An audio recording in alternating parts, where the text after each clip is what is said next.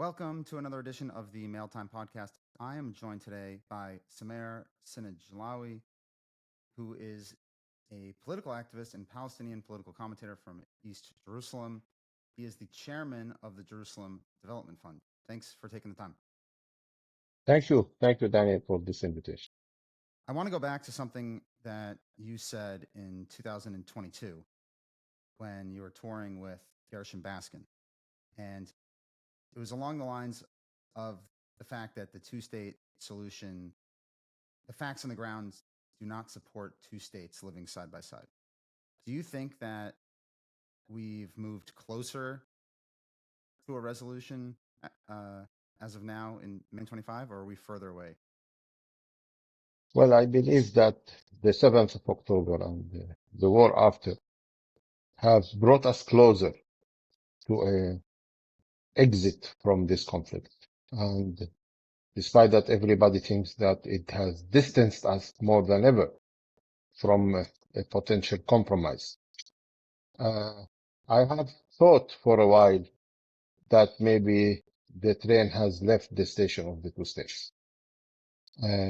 While driving through the West Bank and seeing all the infrastructure and the settlements built there, I came to a conclusion that the settlement project has defeated the two-state solution. And I focused a lot into thinking and talking about a scenario of a one-state solution. And let me tell you something, Daniel.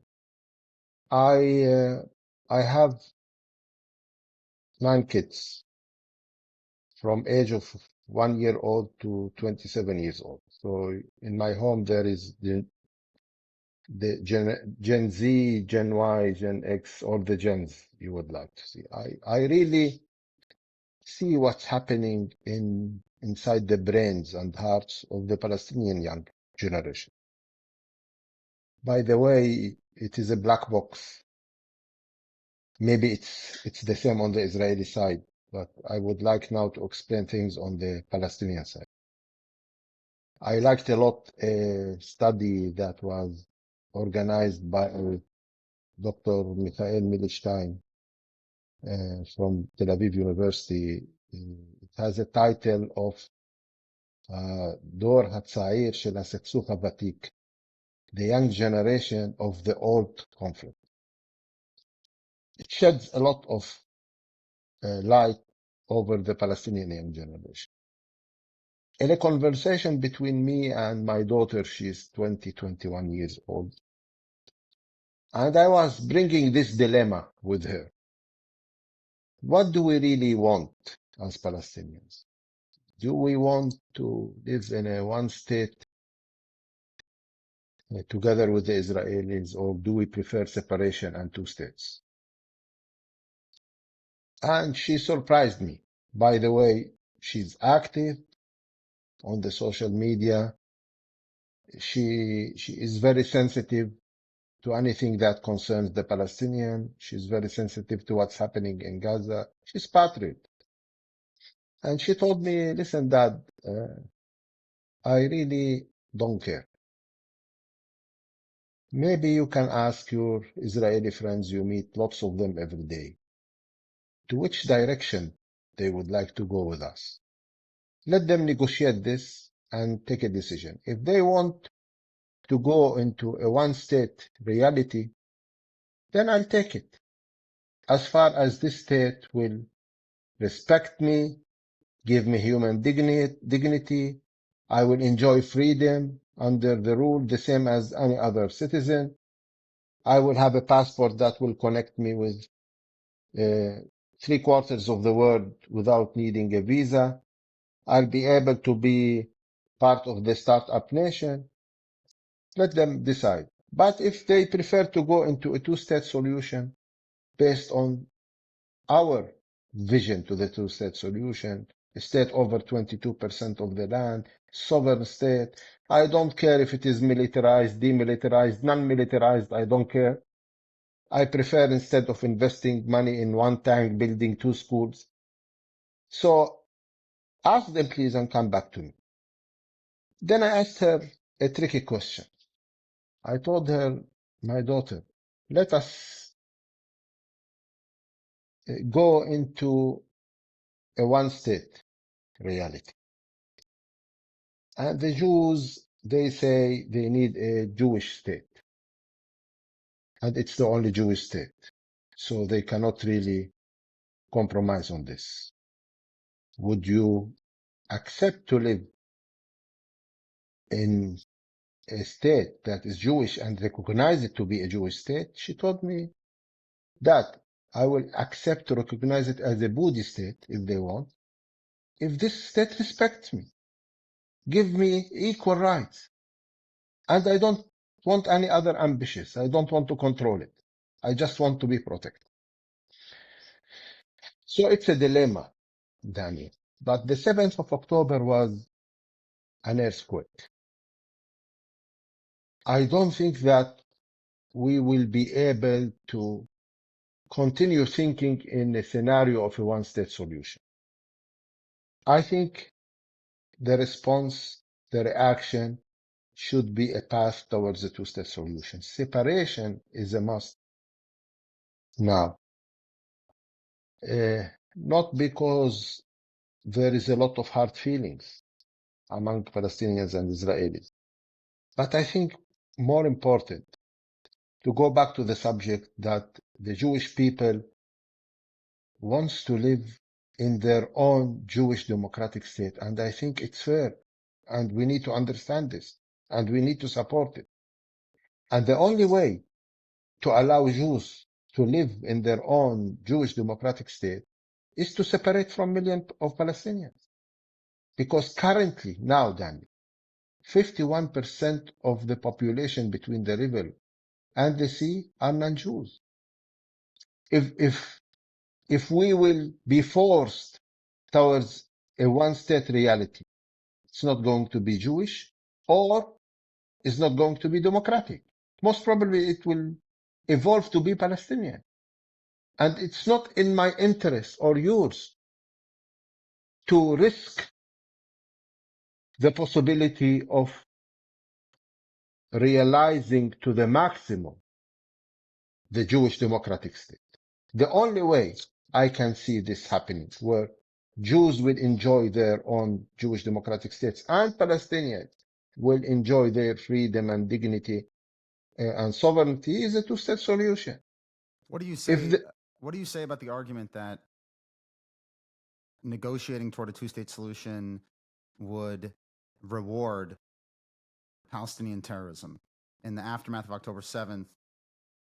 Moving toward a state would provide further incentive for terrorism. What's your response to that argument? Well, I respond to the question. Does Hamas aim to achieve a two-state reality? They want to eliminate Israel, Danny. So going to a two-state solution is rewarding people like me who believe deep in their heart in coexistence, who believe that coexistence is not fantasy, denying the possibility of coexistence is the fantasy. We are Palestinians and Israelis by nature. We are capable to coexist because we have a long history of coexistence. Because this land, and this is, another dilemma. We are fighting for the last 75 years under a question who belongs more to this land. I think nobody belongs more to this land. We belong equally to this land. But we need to start changing the narrative, Daniel. We Palestinians need to recognize the historical rights of Jews in this land because it's a fact. Do you This think is that the birth. do you think a Palestinian leader can get up in the middle of Ramallah and say that under the Al-Aqsa Mosque, there are the ruins of two Jewish temples and the Jews have a historical connection to the land of Israel? Do you think a leader could get up and say that and survive? A change is happening. I think most of the Palestinians are smart people. They read history books. And why to read it? Listen, my grandfather He was living in the old city of Jerusalem. And in the early 20th century, he had a cloth shop in one of the souks, in one of the markets of the old city. His partner was a Jew.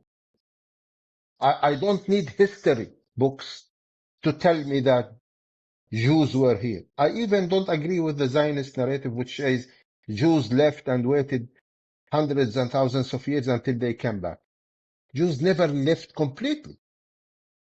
Sometimes they were majority, sometimes there was a balance, sometimes they were a minority, but there was always a Jewish presence in this land.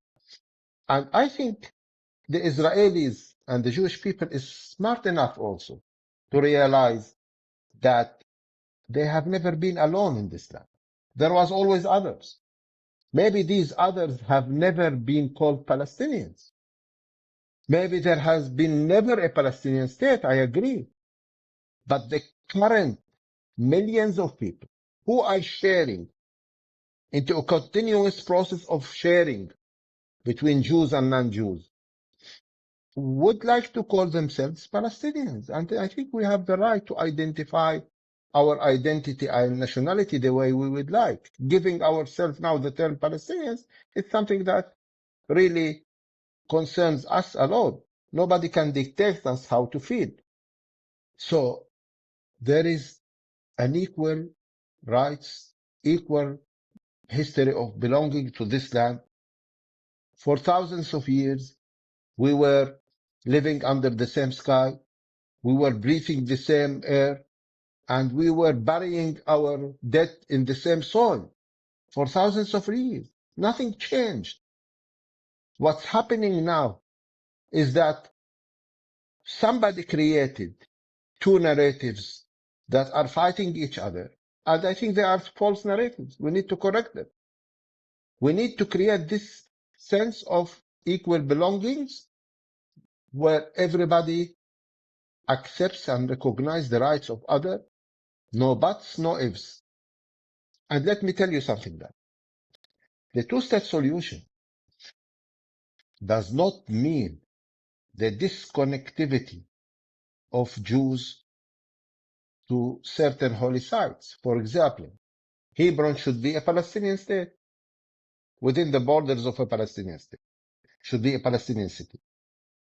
And I know how much Hebron is important to the Jewish people. And I know that lots of Jews cannot feel Jewish if they leave Hebron. That's how they feel connected to their history and heritage and religion.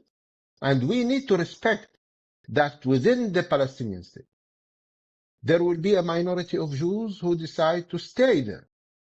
And we need to protect them, and we need to treat them equally, and we need to provide security to them, and we need to allow them to have freedom of worship, and we need to be very fair.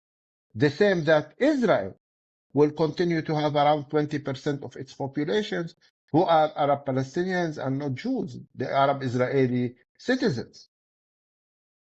Nobody will ask them to leave in the future scenario of the two-state solution.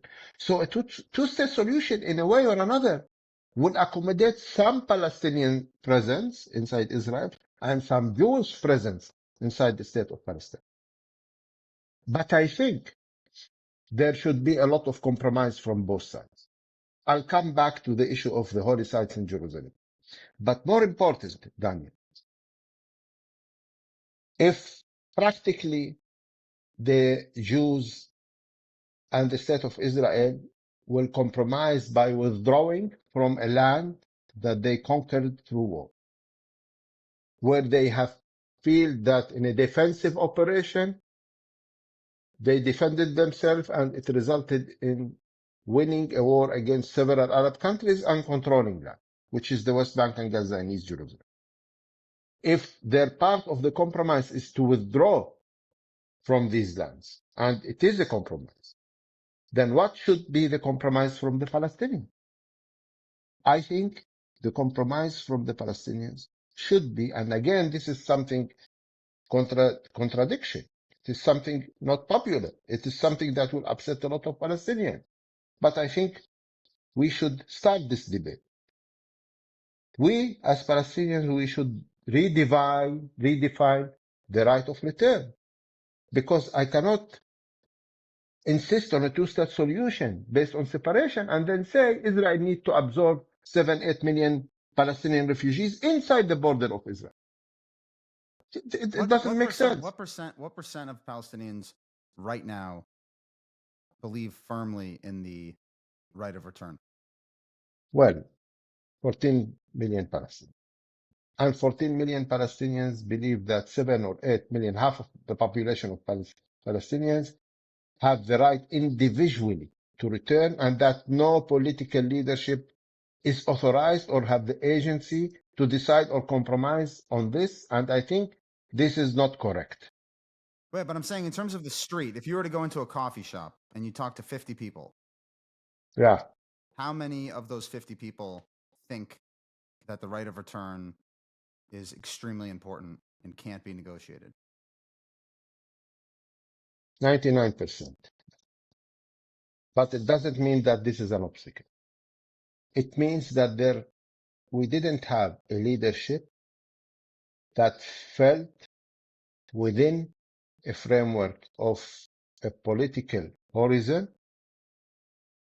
We should say that the right of return means the right of return to the Palestinian state and not to the cities and villages where the grandfathers and ancestors have left in 48 or 67.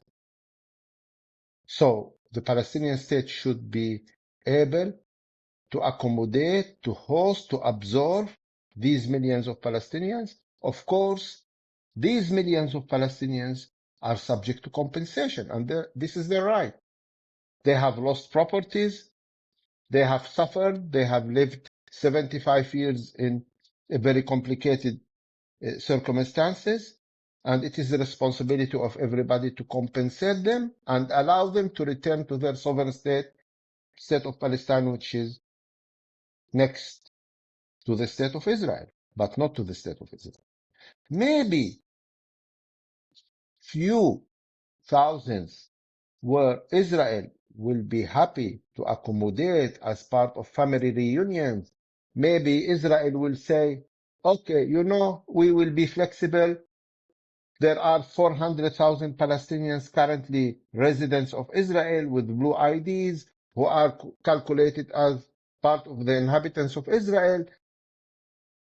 Within the framework of the two-state solution, these 400,000 people will move out of the population totality of Israel to the Palestinian population. Maybe I will be flexible into absorbing another 50 to 100, 200,000 refugees coming back. It will not disturb the demographical facts now that the Israeli population is witnessing. So there is a way around it. More important, what we are lacking here is a sense of responsible leadership from both sides. The current leadership from both sides is disappointing both people. It's manipulating their mind. It's confusing them because the current leadership are thinking more about peace in their own regime, in their own coalitions, in their own political system, and not peace among Palestinians and Israelis. This is the driving force. In defense of the Israelis, right? You can understand why after October 7th, it would be particularly upsetting for millions of people to say if the prime minister were to turn around and say, "Oh, now is the time for peace," right? If someone if someone lost their daughter at the Nova Music Festival when she went to go dance with her friends, and then all of a sudden the prime minister came out and said, "Well, this is the time to talk to Palestinian leadership," I could see that'd be quite upsetting, right? Well, I don't. I I'm learned not saying that something. they've done everything they possibly could do in the whole world to make a political settlement, but I think there's a little bit of a difference between Hamas's political leadership in Israel's, right? Or I'd say a significant difference. Well, it's not only Hamas. I'm more talking about Abbas.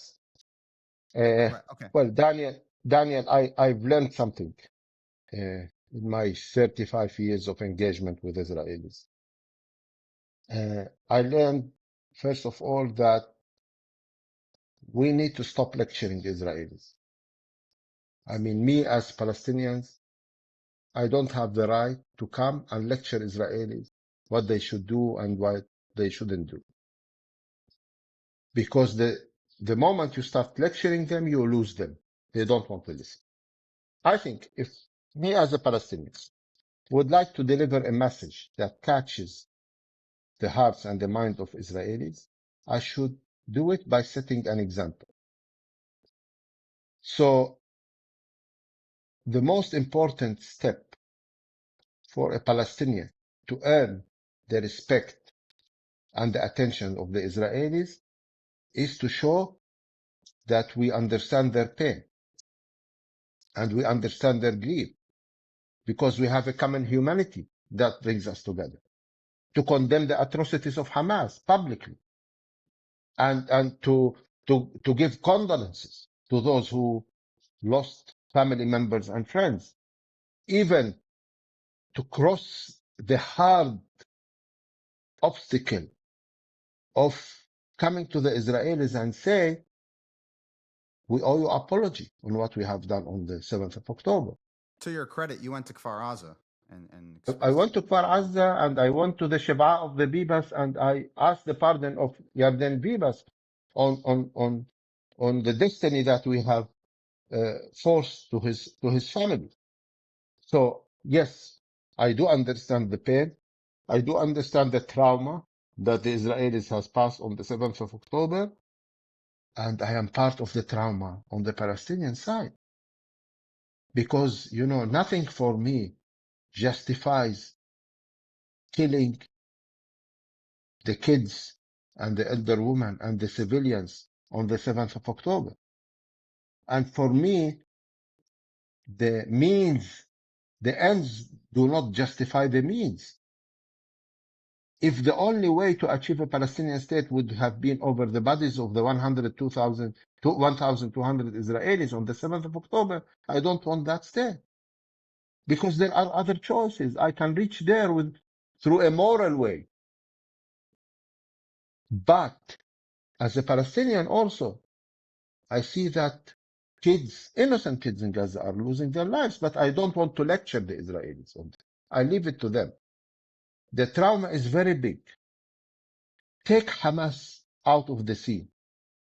Hamas have hijacked the Palestinians in Gaza.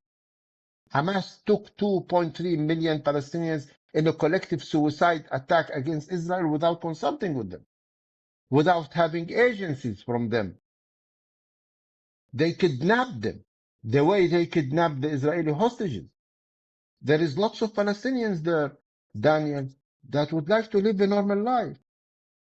There are lots of Palestinians there in Gaza who go and work in Israel and they have history with certain people and friends with certain families and they do understand that there is a way to coexist between Palestinians and Israelis, but Hamas is not representing them anyhow. In your estimation, how many people are there in Gaza that think differently than Hamas?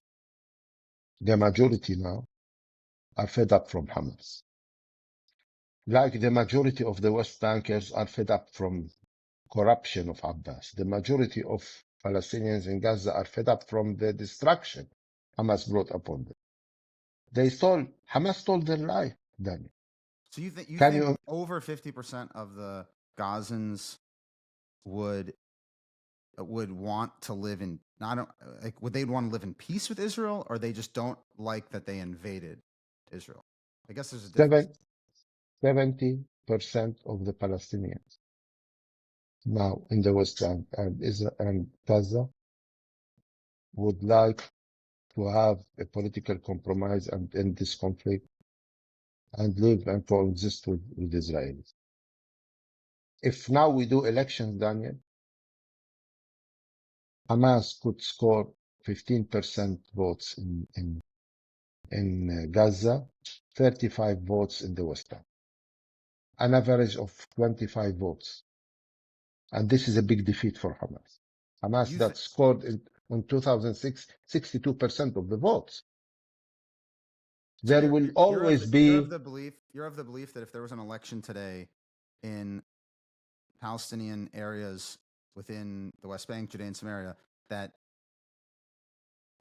Hamas would score 35%? Well, Hamas will definitely lose, Daniel. And I'll tell you something. Who said Hamas is participating in the coming election? Who said that the coming election system should allow Hamas to participate? We should be smart, Daniel. Blocking the election now is blocking the real possibility to defeat Hamas. The only way to defeat Hamas is the election boxes. And nobody will argue with the Palestinians now if they will say there are conditions for analysts that would like to register for the coming elections. Analysts should declare that it is against violence and be non-militarized, because we are not militias, because we are a statehood in the process, in the building. And if we would like the whole world to recognize this Palestinian state in the building, and more important, if we would like the most important state on this globe to recognize the Palestinian state, which is Israel. Because, I mean, we can get 192 recognition out of 193 states in the world.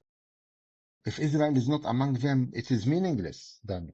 The only state that I need to convince to recognize the Palestinian state, and if it recognizes the Palestinian state, there will be real Palestinian independence. And there will be a two-state solution. It's Israel. If I don't convince Israel and the Israelis in this step, it's meaningless. I will not be there. Because nobody can force Israel into anything. We tried for 75 years to pressure Israel. We tried the Palestinian strategy. Why couldn't the Palestinians actually just acknowledge at the beginning that Israel had a right to exist and it was going to be a reality? Why was there always opposition? Well, Israel is a reality. Israel has the right to exist. Israel has the right to be a Jewish state. But the Palestinians argue on which borders. Okay, define the borders. But Yasser Arafat because tried to undercut that, no? Well, I'll tell you something, Daniel. To prove more and more how both Palestinians and Israelis are confused. Okay. They are confused because up till now, both people are using the same map. Now, if you go to any Israeli ministry, you will find the whole map on the walls. It is there in the official publication, in the school books, in everywhere. And the same Palestinians, they use the same map. Even now, there is a trend where Palestinians and Israelis are wearing this necklace with the whole map. You can differentiate the Israeli map from the Palestinian map because the Israeli map has the Golan Heights. The Palestinian map does not have the Golan Heights. And I'll tell you what, I was in a right-wing Israeli conference recently, and I have seen a couple of ladies, American Jews, wearing the whole map necklace. And then I told them, should I say a remark? You are wearing the wrong map. They said, why? I told them, from where did you buy this? They said, we bought it from the old city of Jerusalem. I told them, okay, you have bought the Palestinian map because the Israeli map, it has the Golan Heights. And then they were shocked. So it is to that extent that we are wearing the other side symbol of ignoring me, thinking that it is my own symbol. You see how much we are confused? Yeah, well, I want to say there is a fundamental difference which you actually alluded to earlier, right? And that in an Israeli map, there is an understanding that there will be Arabs in that country, and that yes, there's in any democratic society, there's going to be a need to have improvement about equality and about inclusion and variety of aspects of society. I think the general Israeli fear and more broadly Jewish fear is on the Palestinian map, there's no room for Jews. That is on the Hamas map. The PLO map, the Okay, charter of right. the PLO says a binational democratic state, which is meaning a non-Jewish state, okay, which is not good, okay. So, Okay, but we, we, we, we, at we, least people think that that's kind of like a wink and a nod. We're going to be a little bit more pluralistic, but where's the room for that? Like well, in practice, how would that anyhow, work? anyhow, I think the reality is complicated. The We can agree on behavior that. of, Yeah. the behavior of Israelis, I can understanding it's justified. The behavior of most of the Palestinians or the confusion, I can understand it. The question here is how can we go out of this? I feel, and I claim it is our responsibility as Palestinians to start fixing things. If we start Do you think correcting our UNRWA is a wrong, problem? if we start correcting our things and doing the change, it will impact the Israeli positively and they will start thinking about ways to come steps towards us. So we need to start our steps. UNRWA, I'll tell you something. For me, UNRWA is not a political tool to help the Palestinian refugee issue. I think UNRWA was established by the UN in an intention to kill the Palestinian refugee question by providing them services, by uh, uh, trying to inject money and education and health services in order to permanent to allow the refugee to be permanently a refugee. Okay, I know that the Israelis are seeing the UNRWA as the tool to keep the refugees question alive. It's the opposite. So maybe UNRWA is a problem for both of us. Okay, maybe it is not the best tool, not according to the Israeli concerns and not according to the Palestinian needs. And I'll tell you something, Daniel. If this question is not solved, it does not matter if you will build a nice neighborhood now we are reconstructing Gaza. Okay. And I'm sure that the refugees camp will not be built as refugees camps. They will be built as a modern urban neighborhoods because you are building everything from scratch. It's ground zero there. So even if you build the most beautiful towers on the shores of Gaza and you do the interiors in cooperation with Versace or Cavalli, and you put a Rolls Royce and Bentley for every refugees in the parking for him to drive, he will still feel a refugee. For him, the refugees is not a status of living. What's your income? And what's the level of your lifestyle? It is a political issue. I need to live in a state. I need somebody to recognize that I have a right to compensation. Somebody needs to give me an attention and fix the historical suffer that have, been imposed on me. So sometimes it's symbolic. Sometimes it's poetic. Okay. So that's why if a Palestinian state comes and the leadership says the only way to deal with the refugee question is to allow a right of return to the Palestinian state. We will do compensation. You start a new life here.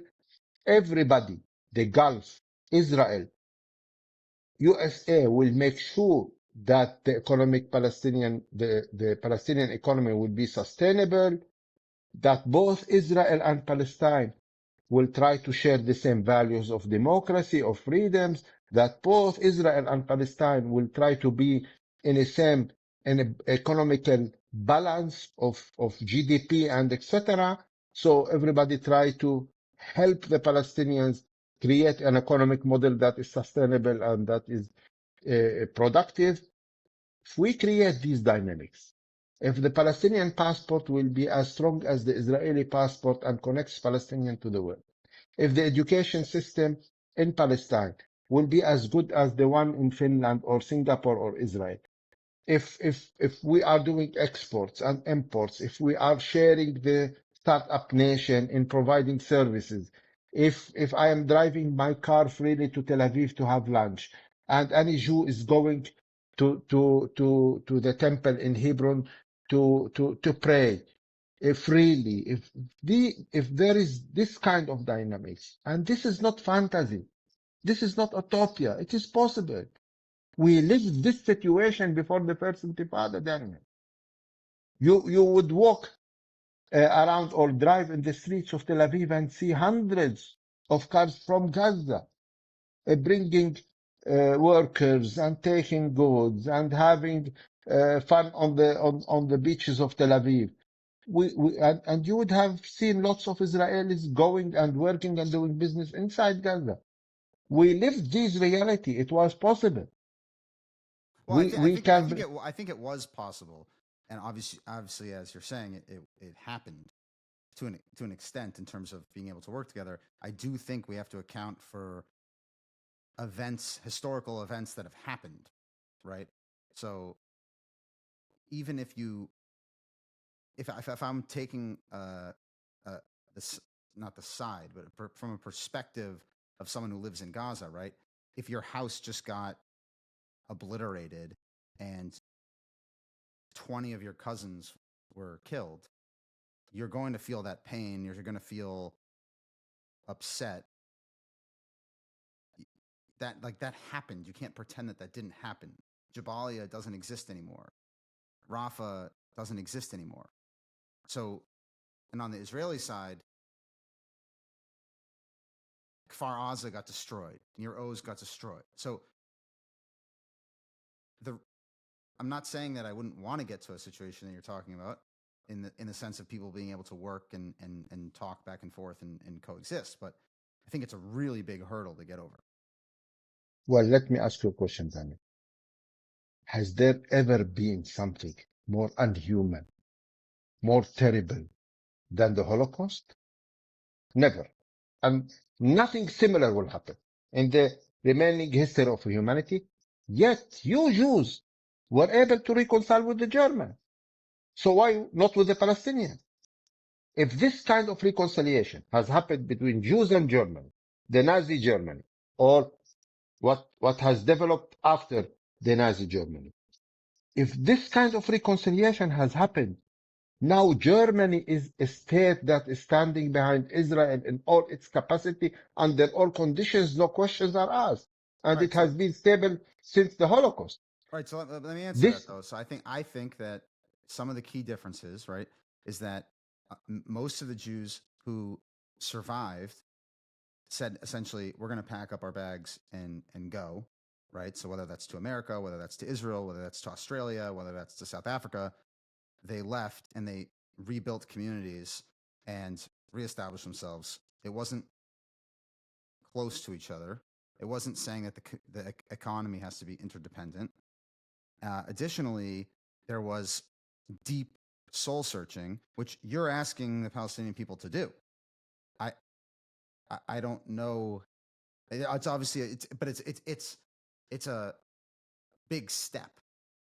I would love nothing more than Palestinian people to come out and say Hamas is disgusting. This is horrible. and we're going to go door to door and pull out the living hostages and take the bodies and give them back to Israel. That'd be amazing. Yeah, this could happen if we are able to work jointly with Israel into the plan of the day after. Because let me take an example, the situation in 2007. Hamas was able to control Gaza and succeed in the coup against the PA in a couple of days. Okay? Why? Because the alternative was there. People saw that while some fighters of Hamas started arresting and taking to the streets the generals of the PA, the leaders of Fatah, shooting them in the streets or throwing them from the 10th floor of buildings, they realized that Hamas has the alternative that is filling the gap. So they were able to either be silent because they were afraid, or those who were happy in that change to cheer up and celebrate the change and go to the street and support. What's happening in Gaza now? People are not seeing an alternative. If they start seeing an alternative, then you can see that they will be part of the change process. They will go in thousands and hundreds of thousands to the street. They will start chasing those people who are responsible on the suffering they are into it. But you need to help this process. Now there is no plans for alternative. And that's why we cannot blame these Gazans who are more concerned now on how to bring a bottle of water to their kids or a piece of bread than to think about the hostages or think about changing Hamas regime. At the time, there is no alternative. There is no guarantees for a success of such an attempt and effort. So we need to help them to be part of the process of changing Hamas regime. How many Palestinians are with you? Well, Meaning, I how many didn't, how, how many people like would want to work with you actively, and want to engage in creating this change? I'll tell you, when Palestinians start listening to this language from leaders that have partners in Israel, for this kind of vision to have credibility and echo inside the Palestinian street needs to be sure that Israel is endorsing it. Because Palestinians, they know that any change needs Israel to sign in for it, and the whole world, and the Arab world. So a Palestinian support to such change needs to be linked to Israeli acceptance to this direction. It needs truth for a tango. Listen, Daniel, whatever Hamas has done and whatever Hamas wants to do, they never needed a partner in Israel. People like me, the moderate Palestinians, the liberal Fatah, they need a partner because they cannot succeed in a strategy that does not have a partner. And again, I say it's our responsibility to provide for the conditions and the environments that will allow such an Israeli leadership to come and give us their hand. Because we need to convince them that there is a partner on our side. Israelis don't trust us. And I can understand it. The shadow of the second intifada, and now we have the 7th of October. Why should they trust us? Most of the Israelis are against the two-state solution out of security concerns, not out of ideology. And it is our responsibility to defeat that fear inside the hearts of Israelis. We need to find a way. We need to be smart. We need to be honest. We need to be sincere. We need to be very responsible towards our people. That was an awesome conversation with Samer. I hope that Palestinians are listening and they understand what's necessary on the Palestinian side to help achieve a more secure future. Let's see what happens. I think it's a bit of a fantasy, a lot of a fantasy, but it's encouraging to hear that there are Palestinians out there that want a different future.